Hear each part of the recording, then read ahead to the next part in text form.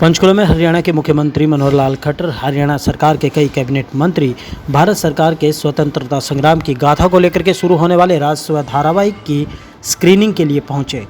हरियाणा के मुख्यमंत्री मनोहर लाल खट्टर ने भी सभी कैबिनेट मंत्रियों के साथ स्वराज धारावाहिक के 2 एपिसोड भी देखे।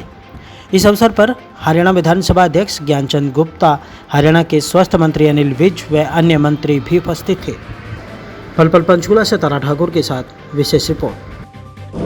जानकारी मिली है कि अमृत महोत्सव के इस वर्ष में देश की आज़ादी के इतिहास को ऐसे जो अनसंग हीरोज हैं और जो 1857 से पहले की भी जो घटनाक्रम इस देश में हुआ उनको लेकर के दूरदर्शन ने एक 75 एपिसोड की एक श्रृंखला ये तैयार की है, जिसके अंदर ऐसी बहुत सी घटनाएं, विदेशी आक्रांताओं ने जिस देश के ऊपर आक्रमण किया, यहाँ लूटमार की, और उसकी सारा जो चित्रण है वो बहुत सजीव ढंग से दिखाया गया है।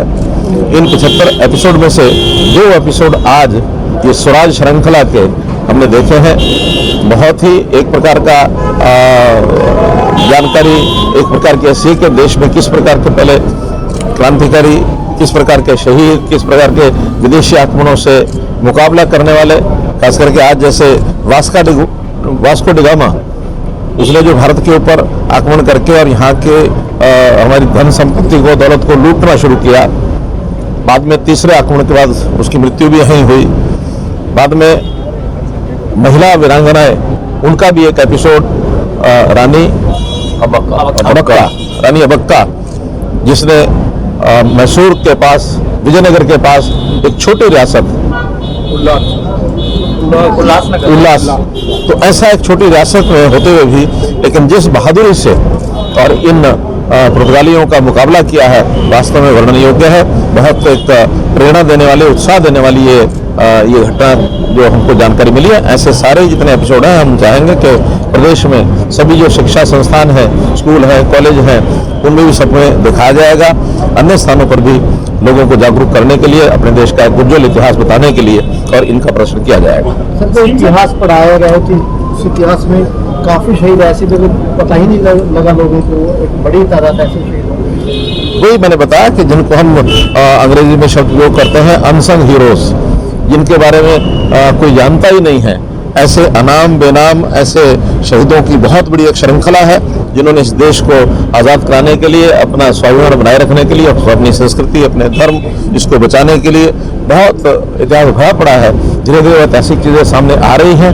उन सब चीज़ों का देश की अगली पीढ़ी को जानकारियाँ मिले, इसके लिए प्रयत्न किए जा रहे हैं। एक युग चल रहा है, तो क्या ये OTT प्लेटफॉर्म पर भी आए लोग इजीली इसको देख सकें, इसके लिए भी कोई आपको प्लेटफॉर्म तो अलग अलग प्रकार से, क्योंकि केंद्र सरकार की योजना है, हमारा सूचना प्रसारण विभाग इसको आगे प्रसारित करेगा, तो अलग अलग प्लेटफॉर्म जो भी होंगे, हम तो प्रत्यक्ष भी दिखाएंगे, अपनी जितनी संस्थाएं हैं उनमें भी दिखाएंगे। इतिहास की अगर बात करें तो जैसे पुरानी चलो आज़ादी के अमृत महोत्सव पर ये जो एक स्क्रीनिंग हुई है, लेकिन आप मानते हैं कि इतिहास की तथ्यात्मक जो चीज़ें हैं उनको बहुत ज़्यादा सही तरीके से कहीं पेश नहीं किया जाता है, और हरियाणा के सब्जेक्ट में भी कई पहली से 8वीं तक कई बदलाव किए गए हैं सब्जेक्ट में इतिहास के। तो आप मानते हैं कि इतिहास के साथ छेड़छाड़ हुई है? देखिए, देश इतने वर्षों तक गुलाम रहा, और जब गुलामी किसी देश की होती है तो जो उस समय शासन करने वाला होता है, उनका एक मकसद होता है कि इस देश के स्वाभिमान को कैसे खत्म किया जाए, कैसे इनकी जो स्व की भूति है उसको समाप्त किया जाए। शिक्षा भी अपने ढंग से देते हैं। अंग्रेजों के समय में मैकाले की जो शिक्षा पद्धति थी, वास्तव में आज़ादी के बाद हमारे लोगों ने उसी को शुरू में अपनाया, लेकिन बाद में कुछ जागरूक जो नागरिक थे, जो हमारे इतिहासकार हैं, उन्होंने सबने कहा कि इन चीज़ों पर अध्ययन करना चाहिए। बहुत अध्ययन हो रहा है, बहुत संस्थाएं बनी हैं, और उस इतिहास को खोज कर निकाला जा रहा है। जो उपयोगी चीज़ें हैं वो सब पाठ्यक्रम में पहले भी लाई जा रही हैं, आगे भी ये क्रम निरंतर लगातार जारी रहेगा, जिससे हमारे देश का यानी एक प्रकार का स्वराज जिसको कहते हैं, उस स्वराज में हमारी संस्कृति क्या है, हमारा धर्म क्या है, हमारी भाषा क्या है, क्योंकि भाषा का भी जो प्राचीन भाषा है उसके आधार पर भी हम अपने ऐसे अनसंग हीरोज को भी जान सकेंगे, अपने इतिहास को भी जान सकेंगे। तो ये चीज़ें देश के लिए बहुत अतीत में जाकर के और भविष्य का निर्माण करने के लिए बहुत आवश्यक है। तो चंडी मंदिर आप सुबह गए, जानकारी हमें मिली कि पहले श्राइन बोर्ड के अंदर नहीं आता था, पुराना प्राचीन मंदिर था। आगे किस तरह से वहाँ विचार विस्तार हो रहा है और किस तरह से मनसा देवी श्राइन बोर्ड में अब वो चंडी मंदिर आ चुका है। उसकी जो भी मंदिर की गतिविधियां हैं अब उसी श्राइन बोर्ड के माध्यम से चलती हैं और बहुत अच्छे सुचारू ढंग से चलने लग गई हैं। मैं तो उस पर पहली बार गया हूं, लेकिन पिछले 3 वर्षों से अब वहाँ नवरात्रों का जो कार्यक्रम है, माता की जो पूजा है, वो सारी विधिवत ढंग से होती है और वहाँ जिस भी प्रकार की कोई कमियां होंगी उसको दूर करेंगे और अच्छा यात्रियों के लिए यानी तीर्थ यात्रियों के लिए उसको और अच्छा श्रेष्ठ बनाया जाएगा, ताकि उस मंदिर की पुरानी एक जो परंपरा है, चंडी मंदिर वास्तव में वो है। इससे भी एक प्राचीन मंदिर और है, चंडीवास मंदिर, बहुत इंटीरियर में जाकर के गांव में है। हमने आज उसकी भी चर्चा की है। तो वास्तव में ये जिसके नाम पर चंडीगढ़ ये शहर बसाया गया है, ये जो चंडी का एरिया है, चंडी माता का एरिया, ये इसी क्षेत्र में है। इनकी मान्यता, इसको विकसित करेंगे।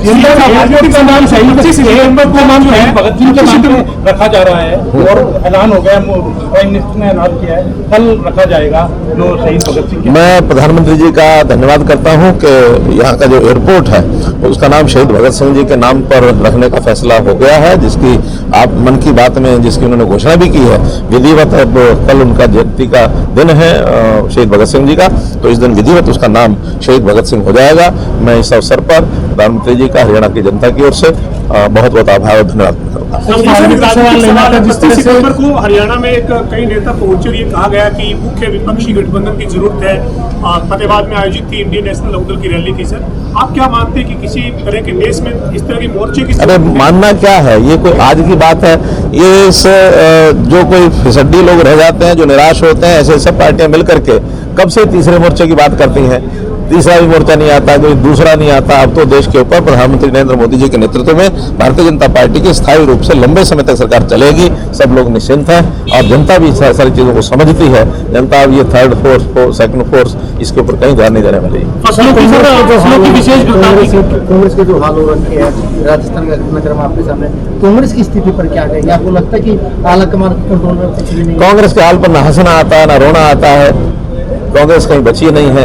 जो कुछ थोड़ी बहुत एक आध 2 प्रांतों में बची है, तो राजस्थान में उनका हाल देख रहे हैं आप। यही हाल एक आध प्रांत और जहाँ बचा वही होने वाला है। केंद्र में उनके यहाँ कोई उनकी स्थिति बन नहीं रही है कि भी किसको अपना अगुआ बनाए, किसको प्रधान बनाए। जिसको बनाना चाहते हैं वो भाग जाते हैं, दूसरे कोई आते नहीं है, आते हैं तो उनको शर्तें लगा दी जाती हैं। इसलिए मैं तो बल्कि ये कहना चाहूंगा कि देश में विपक्षी पार्टी के नाते कांग्रेस की अभी तक भूमिका रही है, थोड़ा अगर बची रहेगी तो विपक्षी भूमिका को संग निभाती रहेगी। आज उससे भी चले गए। अब हमने देखा अखबारों के अंदर अलग अलग जगह कितना खराबा हुआ है, तस्वीरें आ रही हैं, बिल्कुल फसलें लेटी हुई है फरीदाबाद के। मैं उसकी पहले बता चुका हूं कि हम निश्चित रूप से किसानों की इस चिंता के साथ उनके साथ खड़े हैं और जो स्पेशल गिरदावरी है उसके आदेश हो चुके हैं। जहां जहां नुकसान हुआ है अगले 2-3 दिनों में फसल कटने से पहले ही उनकी सब गिरदावरी हो जाएगी और जो भी नुकसान हुआ है उसका सरकार जो है किसान चाह रहे हैं निर्धारित समय में उनको मुआवजा मिल जाए, बहुत इंतजार में करना पड़ेगा। तुरंत गिरदावरी होने के बाद हड़ताल खत्म हो गई है, पुरानी तरह से खरीद का फैसला किया है, समय से जो खरीद है वो शुरू होगी सर हरियाणा? हाँ, निश्चित रूप से, क्योंकि उन्होंने अपनी हड़ताल समाप्त की है। मैं उनका आभारी हूँ कि उन्होंने किसान के हित में भी और अपने हित में भी प्रदेश में भी एक ठीक वातावरण बना रहे। उनकी जितनी बातें थी उसमें से कुछ बातें हमने मान ली हैं, कुछ बातें हमारे हाथ में नहीं है, वो केंद्र सरकार के हाथ में। हमने पत्र भी लिखा है और उस पत्र के माध्यम से कहा है कि इनकी जो कमीशन है, आड़त है, उसमें एनुअल कुछ इंक्रीज देने का अगर सरकार बनाती है तो वो ठीक रहेगा। ऐसा हमने पत्र लिखा, उनको बता भी दिया। धन्यवाद।